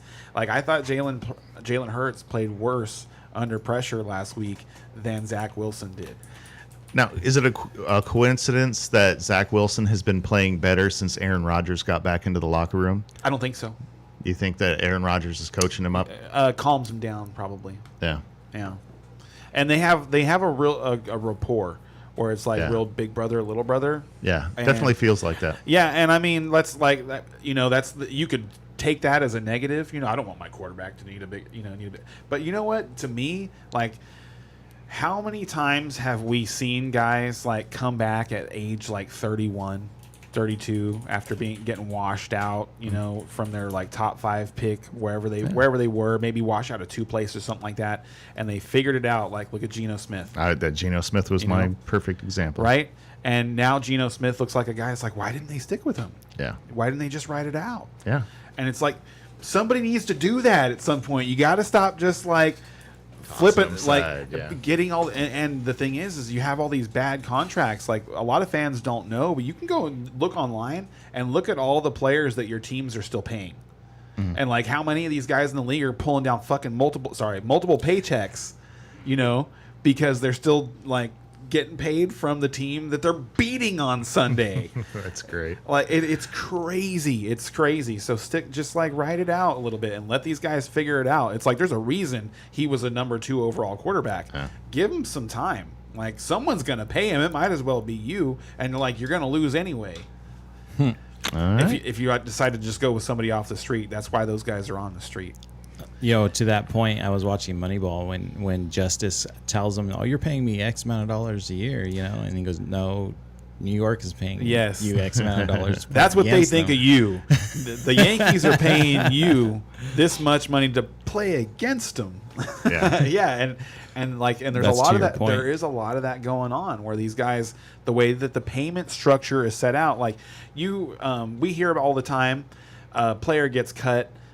Dead cap money owed to that player, and I think most people just think it's instant, like the team just paid him off, and it's like, no, that's gonna be on the books for a while. That player has a paycheck, a guaranteed paycheck from this team that he's going to be competing against for however long he's got. That's funny. It is funny. It's disgusting, kind of, when you really think about it. It really is, like, because you would never hire somebody. You would never hire somebody to go work somewhere else that is a competing business against yours. Like as a Burger King, you would never hire somebody, pay them, and go have them work at McDonald's. Slightly different business, though. But it's basically the same premise. I don't know about that. It is. How do you figure? Like if you're going to pay a guy and then he's going to go work over there and work against you. Right, but the NFL is not a normal marketplace. I mean, come on. This is a very different situation. I don't know. Like it's because of stuff like that, it has kind of turned into a normal marketplace. So, are we all going Philly on this? I'm going to take Miami. He's going to stick with the Dolphins, he said. Okay, so there's Brian's lone wolf. Hey, that's not a bad place to be. Yeah, lone I like wolfing it. with the Dolphins with good old Mike McDaniel and his Air Force Ones. So, with that, why don't we go ahead and introduce the next segment? Oh, yeah, and this one's going to be a one-off, guys. These are we've talked about it at this point. There's players that just shouldn't be on the waiver wire. These are guys that you can just feel safe with. Like you really shouldn't worry about it if you're really struggling in at the quarterback position, at the tight end position, or at flex every week. So here's some guys I got at quarterback. I've got at quarterback, I've got Sam Howell. Okay. He's producing every week. He's had the one dud against the Bills, but that game was in the rain, and I think I was like I remember talking about that one beforehand, making joke. Like I think I brought up the Tony Romo game where he threw 5 interceptions against the Bills, but they still won. But anyway, they didn't come close to winning that game against the Bills for the Commanders. At running back, we talked about him, Jaylen Warren. Jaylen Warren's given you a baseline of 9 points a game, and he hasn't scored yet. So he's going to score. He's somebody that it's on your waiver wire, and you're struggling every week. You should definitely pick him up and just put him in. Just close your eyes and put him in. Another guy just like that is Curtis Samuel. He's a focal point of their offense. When they get into spots where they need a couple yards, and when they get in the red zone, they want to score. They're looking to get him the ball. And then at tight end, Jonnu Smith, just getting it done every single week. Solid, huh? He's staying solid every single week, and he scored last week in the red zone. So yeah, those are my guys. What do you got, Brian? All right. And I'll tell you, my guys are a little bit more. These aren't guys that are probably on your waiver wire, but if they are, go grab them right now. And if you did grab them off the waiver wire a week or two ago, then I think you should be starting them with confidence. So these are basically give you a little bit more confidence for your waiver wire people. And the first one is C.J. Stroud. I think the Houston offense is better than everybody thought they were going to be. Stroud is putting up some pretty consistent numbers. The last 2 weeks were a little bit down from his first 4 or 5 or 4. But Still, Tank Dell Stroud got is hurt. he's got talent, and he's going to be sticking around in those top 10 quarterbacks all year, I think. Next one is kind of a bone, or well, I don't know, Swift. I mean, obviously, if you have him, you're starting him, I think, at this point. But this is somebody that you grabbed off the waiver wire, and you need to be proud of. Like, oh my God! Like this. If you got this guy off the waiver wire, this could be one of the guys that's bringing you to a title, because You might be like weary of his production and be thinking, should I trade him? Should I not trade him? And I wouldn't be looking to do that. He's No. an RB1, RB2 the rest of the way, as long as he doesn't get hurt. They said in Philly that they were going to ride the hot hand, and his hand has been hot. It's been hot. Agreed. At receiver, Nico Collins. A lot of people just don't know who he is. A lot of casual players just don't even know him. But he's the number one wide receiver in Houston, and he's looking good doing it. Like, he's going to have some really good weeks. Keep him in your lineup as much as you can. And then at tight end is something that's kind of recently developed is Taysom Hill. Taysom Hill is becoming a thing at tight end again. He's getting those goal line carries. He's getting those trick plays. And now all of a sudden, he's getting targets. Not a lot, but 4 or 5 targets a game for somebody who's getting all that extra stuff as well. I am intrigued, and I'm picking up Taysom Hill and keeping an eye on him to see. And, start him in a pinch. All right, that last one I didn't agree with, but the first two I thought was great. So next up, we got San Francisco 49ers versus the Minnesota Vikings. This is the Monday night game. 49ers are -7. Over-unders at 44. Money line's -310. And plus 250 if you're betting on the Vikings. Yeah, who's betting on the Vikings in this one? Niners are going to smash, even if they don't have McCaffrey. They could be down Debo. They're going to be down Debo for yes. sure. Debo for sure. McCaffrey is a game time decision. Brandon Ayuk is going to go to Jupiter. Not even to the moon. He's going straight to Jupiter. I think he's just going to destroy the Vikings on Monday night. I think Kittle is an excellent play. Yep, San Francisco over the last couple of years, we've got the data on this. If one of their pass catchers is down, the other ones that we know about have monster days. Yep. Kyle Shanahan is just excellent at getting the ball in the hands of his playmakers. He just is. So the other guy I do want to bring up is Ronnie Bell. If you don't know who Ronnie Bell is, inform me. I don't know. He's the youngster for the 49ers. I think this is his second year. Yeah, this is his second year. He's kind of like in the mold of Deebo Samuel, but he's smaller, but he plays the game the same way. If Deebo's going to miss time, I would expect him to be the guy to come up and get touches over Juwan Jennings. They love Juwan Jennings, but he's more of a blocker and kind of a, you didn't expect him to get the ball on 3rd and 3, kind of threat.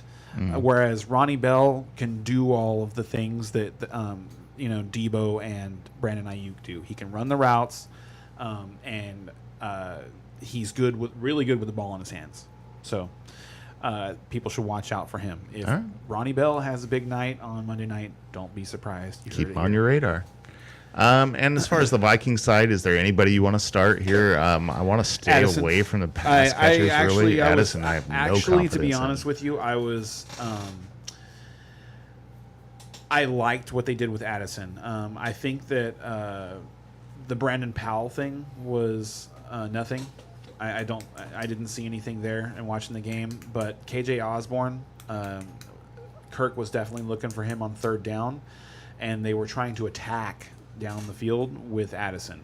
Addison did score again in that game, and I think that he's going to be the guy that they look to score with. It's going to be him and Hawkinson. Hawkinson is not going to get off in this game, I don't think. I think if the Vikings are going to get anything going, it's going to have to be with Addison, because the way Hawkinson and Osborne are, the first 15 yards of, I see what you're saying. But, man, I would not want to start Addison if I could help it. I liked what I saw from Addison. Okay. And let me check real quick to see. I actually hadn't looked this up. His not route participation, but just his snap percentage. And he played a season high 86% of the snaps last week, and it's gone up. And he played 75% of the snaps when against Kansas City. So I think that's going to continue. I think he's got 4 touchdowns already. Yeah, and so he's just a touchdown. Scoring touchdowns is a skill. Yeah, no, Some players are just good at it, and he's a guy that is going to score. So he feels very boomer bust to me, and this feels like a bust week. when they had Justin Jefferson, I agree with you. But after watching a full game of their offense and what they're trying to do, Osborne is definitely going to get targets, but Addison is going to get the more valuable targets. All right. So, Niners roll lousy Monday night game. Depends on who you're a fan of, you know. Right. And I'll be enjoying it with a new baby. There you go. Congratulations on that, by the way, man. Thank you. That is pretty freaking cool. Yes, we're very excited about it.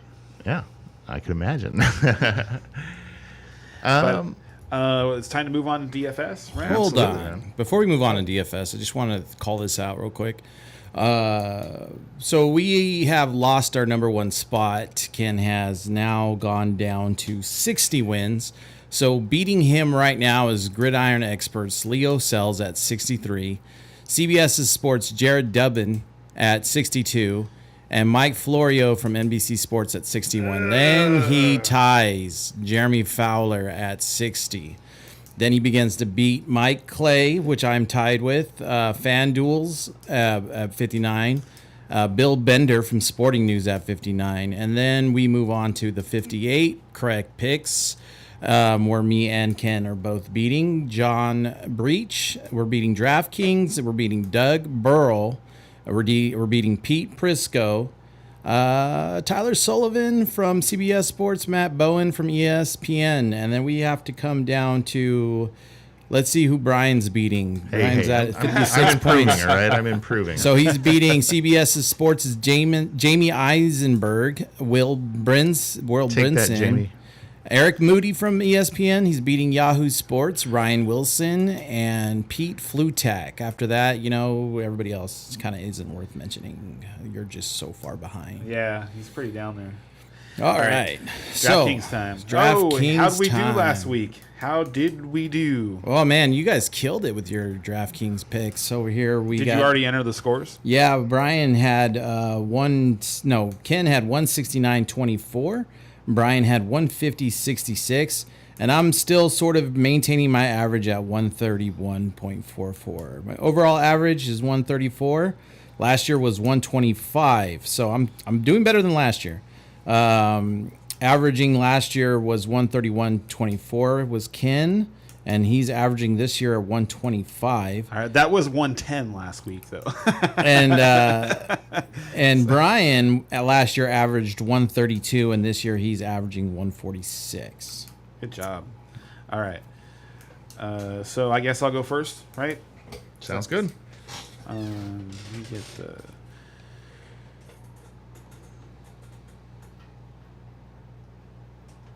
Is that right?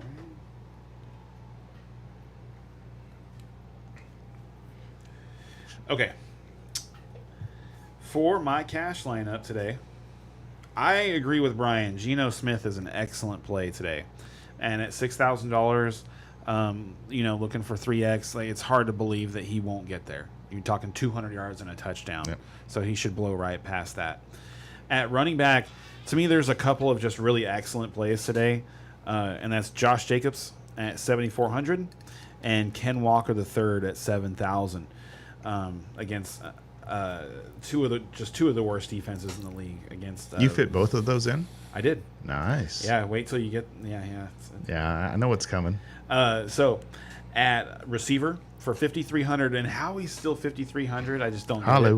Hollywood Brown, and then to stack with my quarterback and complete the monster stack in this game. I've got Tyler Lockett. Oh, I thought for sure you're going JSN. In my cash lineup, I'm going with Tyler Lockett. Okay. But yeah, in my tournament lineup, it's a little different. How much was Lockett? 6,000. Oh, okay. At 8,000, I've got Amon or St. Brown to finish off my receivers.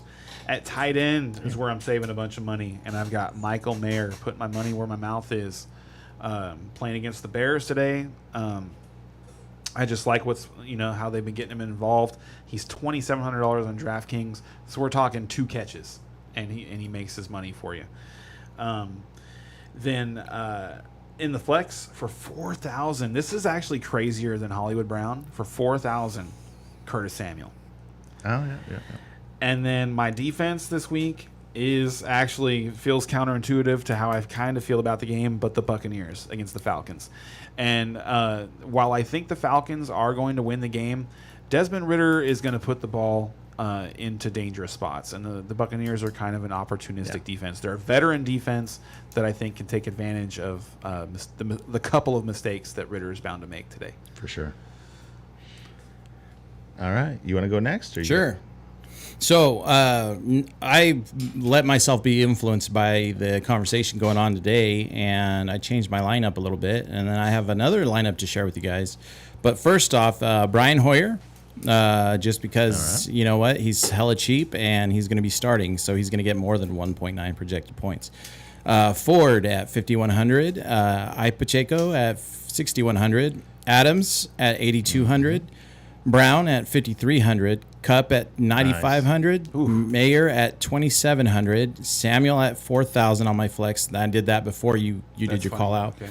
And Bills for 4,200 because I just think that they're worth it this week. Now, my other cash game, let me preface this, okay? The reason this is an experiment I'm doing. This was done, I guess you can say, by AI. That did the most, gives you the most projected points for the amount on your budget. Interesting. Okay. And so this one is Geno Smith, Pacheco, Williams, Lockett. Which Williams? Jay Williams. Okay. Lockett, London, Rice, Everett, Cup, and the Colts. So snaking it back with the tournament lineup, again, I picked Hoyer, Pacheco, Robinson Jr., Cooper, and then I got Cup. So Cooper from Amari the Browns. Cooper. That's a good one. And then Cup, London, Nice. Njoku, Rice, and the Bills again. Wow. I think the Bills are going to be a big payoff. Yeah. Oh no. It should. Based on what's happened so far, the Bills should be the best defense that you can play. If you can pay for the Bills, they should be worth it today, because they've been very, very good, and McCorkle Jones has been very, very bad. All right. For my cash lineup, I went ahead and spent up in a few places. Well, first one being quarterback. I'm going to go. Oh, shit. I'm sorry. That's all I right. was going. It went like this. I was thinking in my head, it went like this, and I So read you off. haven't given your cash. No, yet. he okay, hasn't. not yet. Okay. All right. So my cash lineup, I'm going to go with Patrick Mahomes. I think he's very safe to get a bunch of points this week. I ran him naked, though, because who can afford Kelsey? Running back, we were going with Brian Robinson Jr. from the Commanders. I think he's going to have a good day today. Giants have been lousy against the run, and I expect the Commanders to have a good day. Ken Walker is just an absolute smash at running back. My favorite running back play of the week, and 7,000 is way too cheap. Devontae Adams is our squeaky wheel, and I just expect him to get lots and lots of grease today. Hollywood is, I think he was in all our lineups, and there's a reason why. 5,300 is way too cheap. Amari Cooper, I think, is going to have a good day today. So now that Watson's back, I've got Cooper back in my lineup. Tight end, Musgrave is nice and cheap at 3,300 with a really good matchup against Denver. And then in my flex, I've got JSN. I've got Jackson Smith and Jibba. For me, this was a tough choice between him and Wan'Dale Robinson from the Giants. Mm-hmm. But I don't know. I've got a feeling about Smith and Jigba today, and I'm going with it.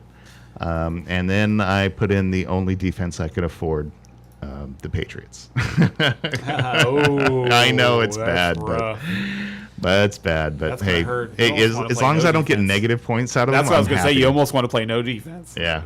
and just spend up on some other spots or something like that. Agreed. Like, seriously, has anybody ever won like that? I don't think you can do that. You have to start. You somebody. have to start a defense. Yeah. Okay.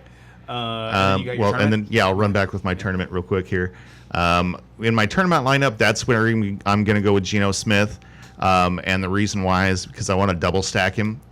And this is my lineup that, hey, Walker, who everybody in the world is going to be playing today, I'm saying, hey, Walker has a average day, doesn't get the touchdowns, and Geno Smith throws for 4. True gamble. You're right. But if that happens, this lineup's going to pay off. Geno Smith, I've got Josh Jacobs at running back because he's got a great one this week. I do have Javonte Williams, 5,400. I feel like he's going to get the ball a ton, and Green Bay has not been good against the run. So I feel like there's some good potential there today. Hollywood, I can't get him out of my lineup. Wide receivers, I went with JSN again and Tyler Lockett. So I've got JSN and Tyler Lockett on that side. And then I've got Travis Kelce as my tight end, and Christian Watson in my flex, and the Chiefs are my DST. A lot depending on that Seattle game, but could get interesting. All right, and for my tournament lineup, I've got Deshaun Watson as my quarterback. Ooh, he's going to be low owned. For $5,700. The Colts have just been giving it up to quarterbacks and to number 1 wide receivers, which is why I'm going to pair him with Amari Cooper. He's in all of our lineups in one way or another. Yeah. I mean, for me, it's because I know the Colts have been so bad against number 1s. And also, like, I want to find a way to maneuver this. Like, I feel like Cooper Kupp is just going to have a monster day. No, he's not. So, like, because he's going to be horrible the Steelers today. are the other team that's just been giving it up to number 1s. So I might maneuver this because, like, I've got Josh Jacobs at 7,400 at running back, and then I've also got Jonathan Taylor, which I'm not in love with. Like, I think I'd rather just like shave down and find a way to get Cooper Kupp into my lineup, and I might do that. So anyway, and this is a tournament one, so this is just for us. And then, like I said, I got Cooper at 6,100. I've got Drake London at 5,100, and then I really like London today. Yeah, and I like him rest of season. Like rest of career. I like Drake London rest of career. Agreed. Jackson Smith and Jigba at 3,900. At tight end, I was able to get Mark Andrews into my lineup for 5,700. Nice. I am flexing Mike Evans today against the Falcons to stack back against Drake London because I like I said, I think the Falcons are gonna score, and I think the Buccaneers are gonna have to throw the ball a lot, and Baker likes to throw the ball to Mike Evans. And then I've also got the Chiefs defense. Like I said, I think the Chargers are going to struggle today. I thought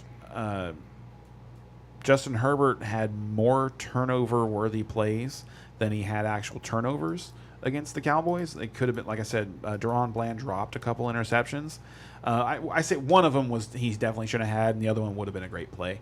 But definitely got his hands on the ball, and the Chargers were lucky that he didn't end up with 3 or 4 interceptions rather than just the one that sealed the game.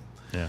So, and in Arrowhead, I could see things going wrong for the Chargers today. So that's all right. I guess we call that a show. That's what we do call it. So just real quick, you guys, before we exit, this next week's broadcast will be on Wednesday night. Very important stuff. Yeah. Wednesday night. We have a lot of activity and a lot of things going on this week. We'll be talking about waivers, which we don't normally do. So, and then we'll be able to get you information in front of the Thursday night game, which we aren't normally able to do. So we're not going to, that's why we didn't predict that one today. We'll be back. What do we said, like 7:30? Is that what we said? It's going to be in the 7 o'clock to 8 o'clock hour. Yeah. Okay. Sure. 7:30 to 8 at the latest. Mm-hmm. All right, you guys, that's it for us. Crush it. Love you. Good luck, guys. Not you, Wadabeezy. I'm playing you this week. Get him. Get him.